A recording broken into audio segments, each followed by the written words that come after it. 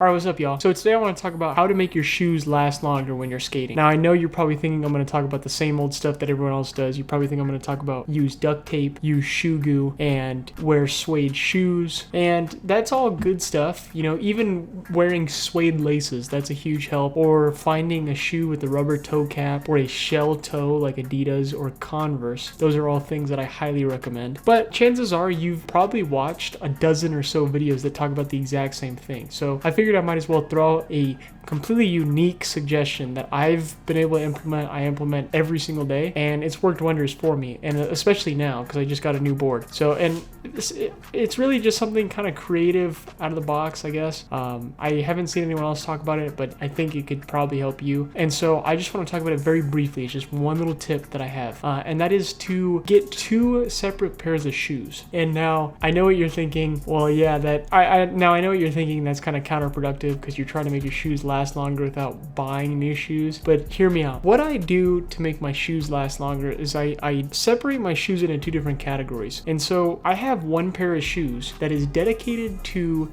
new grip and a new board setup, and then I have another pair of shoes dedicated to when my board is broken in a little bit, the grip tape's been sanded down, and I'll explain it a little further right now because this is very important. You can't just have any two pairs of shoes. You can't just have, you know, like a suede shoes with laces for the new setup and then, you know, suede shoes with laces for the broken in setup. The way that I do it is I have a pair of suede slip-ons, and I'll put them on the screen right now. They're called Stray. They're not even Vans or anything. They're suede slip-ons. I have those specifically for new grip, and then when my board's been broken down, it's been sanded down a little bit, then I wear my classic Adidas Superstars. So let me explain this a little bit. As you guys probably know, when you get a new board and you get new grip tape, the new grip tape is fresh. It's going to be a lot grippier than it is when it's been sanded down and you've been kicking and ollieing and doing all this stuff for, you know, months on end, right? And so when your grip tape is completely fresh, it's obviously going to have a lot more catch on your shoes. It's going to rip through your laces faster. It's going to rip through your shoe faster. And so over the years, I've noticed this, and, you know, I would get a new board. I'd have a pair of shoes with laces, and I'd realize that,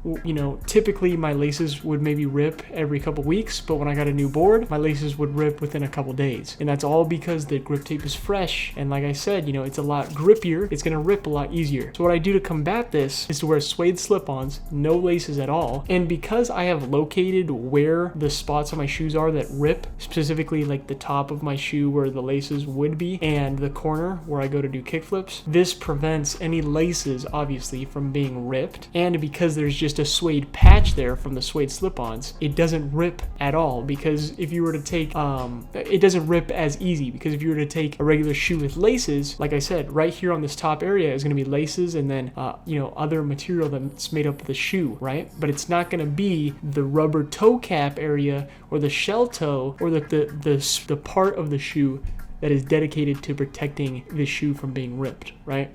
So like if we take a look at this Adidas Superstar here, right? What's beautiful about this shoe is that they have the shell toe. And so when I look at my pairs of shoes, the toe area where I go to do my kickflips has barely ripped, because that's what the shoe has been designed to do. It's designed for this specific area to be protected, but it doesn't have any shell toe protection for the laces, right? And so the laces are still going to be ripped just the same as anything else, but it's that one little toe area that's protected. So like I said, to combat this, I wear the suede slip-ons where this lace area at the top of the shoe is protected by suede material. And so this alone has extended the lifespan of my Adidas Superstars from typically it would be like a month or two to now I've been rocking the same pair for about 3 months or so, which is really, really, really good for me because I skate every day and I'm doing kickflips all the time. But now I want to talk about when to make this balance, because the balance is very important. You don't want to just skate your fresh shoes. I don't know how you want to categorize them. You don't want to skate your slip-ons or whatever for the new setup and then the next day switch the new pair of shoes, right? Because you need to have enough time with the grip tape for the sandpaper to be, you know, sanded down, to be broken down, and so it doesn't grip as easy. And so this may take maybe a week and a half is probably a good time frame, where you can see all the marks, because I mean you can already attest attest to this when you get a new board. The first day you get a new board and you do kick flips on your board, you can see all the marks on the grip tape, right? Because it's fresh grip tape. After about a week or so, you don't see all the marks when you're doing kick flips because the grip tape's been worn down a little bit. So I would say maybe a week and a half is a good time frame to then make the switch. And if you're concerned about maybe it's two contrasting types of board feels, you don't want to have to get used to two different pairs of shoes, I would suggest finding two pairs of shoes that you are already comfortable with. So hopefully one of them is a slip-on, so you don't have to rip your laces, and then the other can be whatever you want, whatever shoe fits your criteria. It doesn't have to be what I'm going with. I'm just saying that this is what I operate with, and it's helped me out tremendously. So that's just my one tip. I'm curious to know, man. Leave any thoughts in the comments. I don't hear anyone talk about it. My friends always ask me about it, and I always tell them, and it's perfect. I have these two pairs of shoes here for a couple months, and I have no problem. So that's all I got, and peace.